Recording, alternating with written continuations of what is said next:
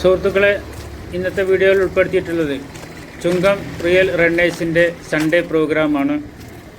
ഇന്നത്തെ ഈ പ്രോഗ്രാമിൽ നമ്മുടെ അതിഥിയായിട്ട് എത്തുന്നത് സൈനുദ്ദീൻ പീച്ചിക്ക അതിരുമടയാണ്. അദ്ദേഹത്തിൻ്റെ മോട്ടിവേഷൻ ക്ലാസ്സും മറ്റ് പ്രോഗ്രാമുകളുമാണ് ഇന്നത്തെ വീഡിയോയിൽ ഉൾപ്പെടുത്തിയിട്ടുള്ളത്. എല്ലാവർക്കും വീഡിയോയിലേക്ക് സ്വാഗതം.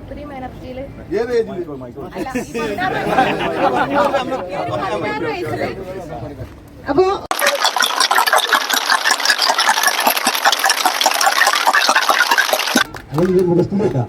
കുറെ ആളുകൾ എന്റെ ഇതിലുള്ള ആളുകൾക്ക് അറിയാം. പിന്നെ പിജിക്കാന്റെ ഇതിലുള്ള ഓട്ടം എല്ലാവർക്കും അറിയാം. മൂപ്പരെ നമ്മൾ എന്ത് ചെയ്യാം, പിന്നെ ഇതിലേക്ക് ക്ഷണിക്കുകയാണ്. സോളം വരെ ശരിക്കും ഇതിലേക്ക് പിന്നെ സോളം വരെ നമുക്കുള്ള സംശയമാശ ഓക്കെ പിജിക്കാലിനെ ക്ഷണിക്കും.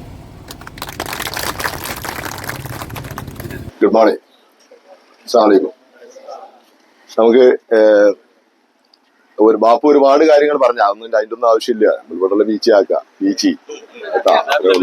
അതിനകത്ത് പ്രത്യേകിച്ച് ഒരു കാര്യമില്ല. കാരണം എന്ന് വെച്ച് കഴിഞ്ഞാൽ ഞാൻ അറിയുന്ന മുഖങ്ങളായാലും അതൊക്കെ പിന്നെ ഈ പറയണമാതിരി അങ്ങനെ ഒരു പരിചയപ്പെടുത്തേണ്ട ആവശ്യമൊന്നുമില്ല. എന്തായാലും സന്തോഷമുണ്ട്. നമ്മൾ ചെയ്യാത്ത ആളുകൾ വരെ എന്തുകൊണ്ടാണെന്ന് വെച്ച് കഴിഞ്ഞാൽ നമുക്ക് ആദ്യം നമ്മൾ പറയാന്ന് വെച്ച് കഴിഞ്ഞാല് സമയമില്ല, ഇപ്പൊ സ്ഥലമില്ല എന്ന് പറഞ്ഞു. ഈ ഒരു സ്ഥലം നമുക്ക് അത് ശാശ്വതമല്ല. ഇത് നമ്മൾ വണ്ടി ഓടന്ന് തുടങ്ങി കഴിഞ്ഞാൽ ഈ പരിപാടി നിൽക്കും അല്ലേ?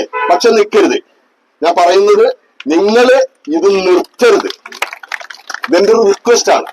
അത് എന്തുകൊണ്ടാന്ന് വെച്ച് കഴിഞ്ഞാൽ ഞാൻ പറഞ്ഞല്ലോ, എന്റെ അനുഭവം ഞാൻ പറയണം. അല്ലാതെ ഞാൻ ഈ നിങ്ങളെപ്പോലുള്ള അറിവുള്ള ആൾക്കാർക്ക് ഈ പറയുന്ന മാതിരി പിന്നെ എന്താ പറയാ ഹെൽത്തിനോട് ബന്ധപ്പെട്ടുള്ള ക്ലാസ് എടുക്കാനുള്ള കഴിവൊന്നും എനിക്കില്ല. പക്ഷെ ഞാൻ എന്റെ അനുഭവം പറയാണ്. ഇതുപോലുള്ള സ്ഥലങ്ങൾ നിങ്ങൾ കണ്ടു കഴിഞ്ഞാൽ നാളെ സമയത്ത് ഇതിലൂടെ വണ്ടികൾ പോയി കഴിഞ്ഞാൽ, വാഹനങ്ങൾ പോയി കഴിഞ്ഞാൽ നിങ്ങൾ നിർത്തും. പിന്നെ നിങ്ങൾ ഈ 100 ഉള്ളത് ചിലപ്പം 60 ആവും, പിന്നെ 40 ആവും. അങ്ങനെ ആവരുത്. നിങ്ങൾക്ക് വ്യായാമം ചെയ്യാന് ആകെ വേണ്ട എത്രയാണ്? ഒരു 6-7 അടി നീളത്തിലുള്ള ഒരു 5-6 അടി വീതിയിലുള്ള സ്ഥലം മാത്രം മതി. നിങ്ങൾക്ക് ലോകം മുഴുവൻ ഈ വ്യായാമത്തിന് വേണ്ടി സ്ഥലം തിരഞ്ഞെടുക്കേണ്ട ആവശ്യമില്ല. ഓടാനാണെന്നുണ്ടെങ്കിൽ ഞാൻ വേറൊരു കാര്യം കൂടി പറയാണ്. കോട്ടക്കൽ റണ്ണേഴ്സ് ക്ലബിന്റെ ഇതിലൊക്കെ പങ്കെടുക്കുന്ന ഒരാളാണ് ഇപ്പൊ നമ്മുടെ എന്റെ അടുത്ത കുട്ടി. അവരൊക്കെ എന്ന് വെച്ച് കഴിഞ്ഞാൽ കോട്ടക്കൽ റണ്ണേഴ്സ് ക്ലബിന്റെ ഒരു പിന്നെ അതിന് 100 ചില്ലാനം എക്സിക്യൂട്ടീവ് ഓട്ടക്കാർ മെമ്പർമാരുണ്ട്. അത് ഇപ്പൊ ഈ ഫെബ്രുവരി 9-ാം തീയതി ബാപ്പുവിനെ അറിയാം. അതിന്റെയൊക്കെ ലെറ്റർ നിങ്ങൾക്ക് കിട്ടും. അപ്പൊ അതിനകത്തൊക്കെ പങ്കെടുക്കുക. ഇതെന്തുകൊണ്ടാണെന്ന് വെച്ചാൽ നമുക്ക് വിജയമല്ല പ്രധാനം. നമുക്കിപ്പോ ഓടിയിട്ട് അല്ലെങ്കിൽ വിജയിച്ച് ഫസ്റ്റ് കിട്ടണമെന്ന് നിർബന്ധമില്ല. പക്ഷെ നിങ്ങൾ അതിനകത്ത് പാർട്ടിസിപ്പേറ്റ് ചെയ്യുക. ഞാൻ പറഞ്ഞു മനസ്സിലായോ? അപ്പോ അതൊരു കാര്യം. ഈ റോഡിന്റെ പണി കഴിയുമ്പോൾ നിങ്ങൾ ഈ പരിപാടി നിർത്തരുത്. കാരണം വ്യായാമങ്ങൾ പലയിടത്തുണ്ട്. ഇപ്പൊ എന്താണ് മെസ്കോ 7 അതിന്റെ ഒരു പരിപാടി ഇപ്പൊ ഈ പറയുന്ന മാതിരി 60 മാക്സിമം എന്ന് പറഞ്ഞിട്ട് പരിപാടി ഉണ്ട്. നല്ല പരിപാടിയാണ്. പലയിടങ്ങളിലും ഉണ്ട്. ഇപ്പൊ ഞാൻ രാജാസ് സ്കൂളിൽ ഇതേമാതിരി എന്നെ ഒന്ന് ക്ഷണിച്ചു കഴിഞ്ഞപ്പോ ഞാനൊരു ദിവസം പോയത് 250 മേലെ ആളുകളുണ്ട് അവിടെ. 250 മേലെ ആളുകളുണ്ട്. എനിക്ക് തോന്നുന്നത് 60 പെണ്ണുങ്ങളുണ്ട്, സ്ത്രീകളുണ്ട്. എന്തുകൊണ്ടാണ് ഇത്രയും ആളുകൾ കൂടുന്നറിയോ? നമുക്കിത് പുതുമയാണ്. ഞാൻ പറയുന്നത് നമുക്കിതൊരു പുതുമയാണ്. ഇത് നേരെ മറിച്ച് വിദേശ രാജ്യങ്ങളിൽ നിന്നും ഇത്ര വലിയ പ്രാധാന്യമൊന്നുമില്ല. വിദേശ രാജ്യങ്ങളിൽ നിങ്ങൾക്ക് ഹെൽത്തിനോട് ബന്ധപ്പെട്ടിട്ട് വ്യായാമം ചെയ്യാൻ നിങ്ങളെ കുറെ ആൾക്കാർ കെട്ടിപ്പിടിച്ചു കൊണ്ടുപോകും വേണ്ട. കാരണം അത് അവരുടെ ജീവിത രീതിയാണ്. നമ്മുടെ ജീവിത രീതി എന്താ? നമുക്ക് കുറെ ഭക്ഷണം കഴിക്കുക. നമ്മൾ കഴിക്കുന്ന ഭക്ഷണത്തിന്റെ അതിനേക്കാൾ ഏറ്റവും വലിയ പ്രശ്നം എന്താണോ? നമ്മൾ അസമയത്ത് ഭക്ഷണം കഴിക്കുന്നില്ല. നിങ്ങൾ കഴിക്കുന്ന ഞാൻ കഴിക്കുന്ന സമയം എന്ന് പറയുന്നത് അതല്ല സമയം. ഭക്ഷണം നിങ്ങൾ രാവിലെ കഴിക്കുന്നു, അത് നിങ്ങൾ ഒരു സമയത്ത് ഒരു 8-8 ഇപ്പൊ നമ്മളെല്ലാവരും വ്യായാമം ചെന്ന് കഴിഞ്ഞാൽ നമ്മൾ കഴിക്കും 8:30 മണിക്ക്. ഓക്കെ, ബ്രേക്ക്ഫാസ്റ്റ് നന്നായിട്ട് കഴിച്ചോളൂ, കുഴപ്പമില്ല. ഉച്ചക്ക് നമ്മുടെ ജോലിയിൽ നിന്ന് കിട്ടുന്ന ഒരു സമയത്ത് നമ്മൾ കഴിക്കുകയാണ്. കഴിക്കുന്നത് എന്താണെന്ന് നമ്മൾ നോക്കുന്നില്ല. നമ്മൾ കിട്ടുന്ന കല്യാണത്തിലൊക്കെ ആണെങ്കിൽ ഇപ്പൊ നമ്മുടെ നാട്ടിലൊക്കെ എന്ന് പറഞ്ഞാൽ ദൈവം അനുഗ്രഹിച്ചിട്ട് ഒരു കല്യാണത്തിന് 5-6 തരം ഭക്ഷണങ്ങളൊക്കെയാണ് അല്ലേ? ഇഷ്ടം പോലെ ഭക്ഷണമാണ്. കൊഴുപ്പുണ്ട്, അതുപോലെ കളറുകൾ ഒരുപാട് ചേർത്തുണ്ട്. ഇതൊക്കെ നമ്മൾ വിഴുങ്ങുകയാണ്, ഒരു സംശയമില്ലാതെ കഴിക്കുകയാണ്. അത് കഴിഞ്ഞിട്ട് വൈകുന്നേരം നമ്മൾ കഴിക്കുന്ന ചിലപ്പം 10 മണിക്ക് അല്ലെങ്കിൽ 10:30 മണിക്ക്. ഗൾഫിലുള്ളവർക്കൊക്കെ അറിയാം 11 മണിക്ക്. എന്നിട്ട് നിങ്ങൾ 11 മണിക്ക് ഉറങ്ങുക. നിങ്ങൾ ആദ്യം ശ്രദ്ധിക്കേണ്ടത് നിങ്ങൾ ഏത് ഭക്ഷണം കഴിക്കുന്നതിന് മുമ്പ് നിങ്ങൾ സമയം തിരഞ്ഞെടുക്കൂ. നമുക്ക് അനുവദിച്ച് തന്നൊരു സമയമുണ്ട്. ബ്രേക്ക്ഫാസ്റ്റ്, ലഞ്ച്, ഡിന്നർ, ഇതിനൊക്കെ ഒരു അനുവദിച്ച സമയമുണ്ട്. നിങ്ങൾ കഴിയുന്നതും, ഞാൻ പറയുന്നത് വ്യക്തമായിട്ട് പറയണം, ലഞ്ച്, ഡിന്നർ എന്ന് പറയുന്നത് വൈകിട്ടത്തെ ഭക്ഷണം നിങ്ങൾ കഴിക്കുന്നുണ്ടെങ്കിൽ അത് നിങ്ങൾ കഴിയുന്നതും കഴിവിനനുസരിച്ച് 5:30 മണിക്ക് കഴിച്ചോളൂ, 6 മണിക്ക് കഴിച്ചോളൂ. എത്രയോ വർഷങ്ങളായിട്ട് ഞാൻ കഴിക്കുന്നത് 5:30 മണിക്കാണ്. എന്റെ ക്ലാസ്സുകൾ മുഴുവൻ കഴിഞ്ഞ് ചെന്ന് കഴിഞ്ഞാൽ ഞാൻ 5:30 മണിക്കോ 6 മണിക്കോ എന്റെ വൈഫ് തരുന്ന ഏത് ഭക്ഷണമാണെങ്കിലും അതെടുത്ത് കുറച്ച് കഴിക്കും. ബാക്കിയുള്ള സമയങ്ങളിലൊക്കെ നമ്മൾ ഇരിക്കുകയാണ് വെള്ളത്തിൽ. പച്ചവെള്ളം കുടിച്ചു കേട്ടാണ് നമ്മളിത്. ഭക്ഷണം എന്നെ സംബന്ധിച്ച് 5 മണി 6 മണിയിലുള്ളിൽ ഞാൻ തീർത്തിരിക്കും. അതിനകത്ത് യാതൊരു സംശയമില്ല. അതുപോലെ തന്നെ നിങ്ങൾ കിട്ടുന്ന ഭക്ഷണങ്ങൾ നിങ്ങൾ ഒരു കാര്യം കൂടി ശ്രദ്ധിക്കണം. നമുക്കിപ്പോ ഓരങ്ങളിലുള്ള കച്ചവടക്കാരൊക്കെ കുറെ കുറഞ്ഞപ്പോ ഈ റോഡൊക്കെ വന്നുകൊണ്ട് ഒരുപാട് പേരുടെ വയറ്റത്തടിച്ചൊരു സംഭവമാണ്. ഒരു ഗുണമുണ്ടെങ്കിൽ അതിനൊരു ദോഷമുണ്ട്. പക്ഷേ ഞാൻ പറയുന്നത് നിങ്ങൾ ഈ വഴിയോരങ്ങളിൽ നിന്ന് കിട്ടുന്ന ഭക്ഷണങ്ങൾ അപ്പൊ നിങ്ങൾ പറയും അത് ഒരു ദിവസമല്ലേ. ഈ ഒരു ദിവസം നമ്മൾ ഒരു മാസത്തിന് ഒരു 5-8 പ്രാവശ്യം വരുന്നുണ്ട്. ഒരു ഫ്രണ്ട്സിന്റെ കൂടെ നിങ്ങൾ പോവുകയാണെങ്കിൽ നിങ്ങൾ കഴിക്കുന്ന ഭക്ഷണം നിങ്ങളെ നോക്കുന്നില്ല. പൊരിച്ച കറികൾ ഇഷ്ടംപോലെ ഉണ്ട്. പൊരിച്ച കറികൾ കഴിക്കേണ്ടെന്നല്ല, പക്ഷെ ആ കഴിക്കുന്ന അതിനകത്ത് ഉപയോഗിക്കുന്ന എണ്ണകൾ ഇതുമെല്ലാം ഈ ഹെൽത്തിന്റെ അറിയുന്ന ആളുകൾ പറയുന്നതാണ്. നിങ്ങൾക്കൊക്കെ അറിയാം, എല്ലാവർക്കും അറിയാം. അറിയാത്തൊരു പ്രശ്നമല്ല, അറിയില്ല എന്നല്ല, നമുക്ക് എല്ലാവർക്കും അറിയാം. ഓയിൽ അമിതമായിട്ട് ഉപയോഗിക്കാൻ പാടില്ല, ഷുഗർ ഉപയോഗിക്കാൻ പാടില്ല, സോൾട്ട് ഉപയോഗിക്കാൻ പാടില്ല, എല്ലാവർക്കും അറിയാം. പക്ഷെ നമ്മളത് പ്രാബല്യത്തിന് വരുന്നില്ല. ഇപ്പൊ ചില നമ്മുടെ വീട്ടിലുള്ള സ്ത്രീകളൊക്കെ ഉണ്ട്. നമ്മുടെ വീട്ടിലുള്ള സ്ത്രീകളൊക്കെ എന്താ ചെയ്യല്? കുട്ടികൾക്ക് കൊടുത്ത ഭക്ഷണത്തിന്റെ ബാക്കി ഭാഗങ്ങൾ ഇല്ലേ, അത് ഭക്ഷണം കഴിക്കുന്നതിന് മുമ്പുള്ള കാര്യങ്ങളാ. അപ്പൊ നമ്മളെയൊക്കെ വീട്ടില് ഉമ്മമാരൊക്കെ എന്ന് വെച്ച് കഴിഞ്ഞാൽ അവർക്ക് കൊടുക്കുന്ന ഭക്ഷണത്തിന്റെ കുട്ടികൾക്ക് കൊടുക്കുന്ന പേരക്കുട്ടികൾക്ക് കൊടുക്കുന്ന ഭക്ഷണം ആ ഭക്ഷണത്തിന്റെ മുമ്പ് അവർ കഴിക്കുന്നതിന് മുമ്പ് കുട്ടികൾ കൊടുക്കുമ്പോൾ കുറച്ച് ബാക്കി വരും, ബാലൻസ് വരും. ആ ബാലൻസ് നമ്മൾ എടുത്ത് കഴിക്കും ഇല്ലേ? കാരണം നമുക്ക് ആ ഭക്ഷണത്തോട് ഒരുപാട് ബഹുമാനമുണ്ട്. ആ ഭക്ഷണം കളയണ്ടെന്ന് വിചാരിച്ചിട്ട് അവരെ ചെയ്യുന്നത്. പക്ഷേ അതിനൊരു മാർഗമുണ്ട്. ഞാൻ ഈ പഠിപ്പിക്കുന്ന 1000 ചില്ലാനം കുട്ടികളെ ഞാൻ ആദ്യം കൊടുക്കുന്ന ഒരു ക്ലാസ് എന്ന് പറയുന്നത് ആ കുട്ടികളുടെ ഭക്ഷണ രീതിയാണ്. കാരണം എന്താണ്? ആ കുട്ടികളുടെ ഞാൻ പറയുന്നത് വെച്ച് കഴിഞ്ഞാൽ നിങ്ങൾ ആവശ്യമുള്ള എടുത്തോളൂ. നിങ്ങൾ വീട്ടിൽ നിന്ന് നിങ്ങൾക്ക് ഇഷ്ടംപോലെ ഭക്ഷണങ്ങൾ ഉണ്ടാവും.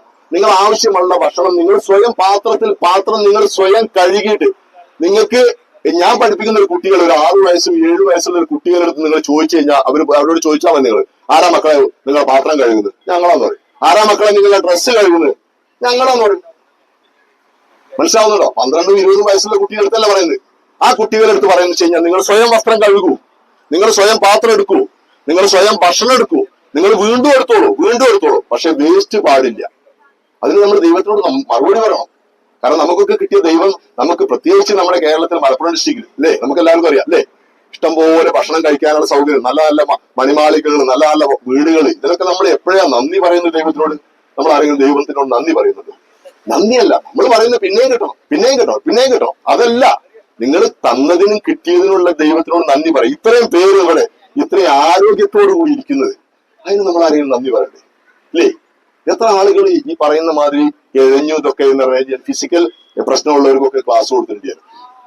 അവരുടെ കാര്യം എന്താ വെച്ചു, നമുക്കൊക്കെ എന്ന് പറഞ്ഞാൽ ഒരു പഞ്ച് ചെയ്യാനോ ഒരു കൈ പൊന്തിക്കാനൊക്കെ എത്ര ഈസിയാ. കാലൊന്ന് പൊന്തിക്കാനൊക്കെ, ഒരു കാല് പൊന്തിക്കാൻ പറഞ്ഞു കഴിഞ്ഞാൽ പോലും അവർക്കറിയില്ല, വയ്യ.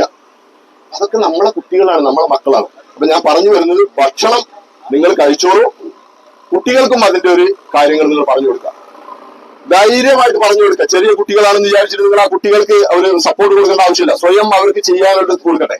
ആ കുട്ടികൾക്ക് ഭക്ഷണം ആവശ്യത്തിന് എടുത്തോളൂ, പിന്നെയും കൊടുത്തോളൂ, പാത്രം കഴുകി വെച്ചോളൂ. ഇതൊക്കെ നല്ല കാര്യങ്ങളാണ്. കാരണം അവർ ജീവിക്കാനുള്ള കുട്ടികളാണ്. കാരണം നമ്മളതൊക്കെ എന്ന് പറഞ്ഞാൽ അത്യാവശ്യം ജീവിതം ആയതാ.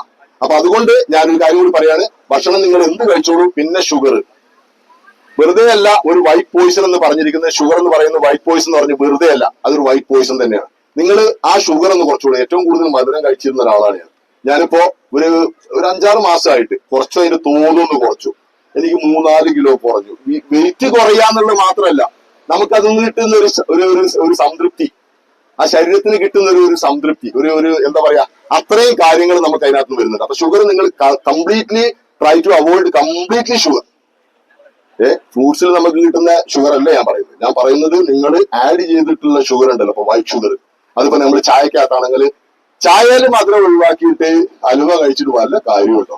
ഒരു കാര്യമില്ല.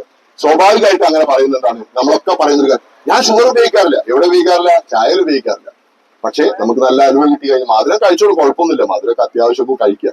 പക്ഷെ ഇതുപോലുള്ള വർക്കൗട്ട് ചെയ്യുന്ന ആളുകളൊക്കെ ആണെങ്കിൽ അത്യാവശ്യം കുറച്ചൊക്കെ മധുരം കഴിക്കാം. പക്ഷെ ആ മധുരം നിങ്ങൾ ശ്രദ്ധിക്കണം, എന്റെ ശരീരത്തിന് ദോഷമാണ്. ഉപ്പ് വീട്ടിലൊക്കെ എന്ന് പറഞ്ഞാൽ ഒരുപാട് ഈ പറയുന്ന മാതിരിയുള്ള എരിവ്, ഉപ്പ് ഇതൊക്കെ ഉണ്ട്. അതിന്റെ ഒക്കെ തോത് കുറയ്ക്കുക, കഴിയുന്നതും കുറയ്ക്കുക. ഷുഗർ കംപ്ലീറ്റ് ഈ പറയുന്ന മാതിരി ഒഴിവാക്കുക.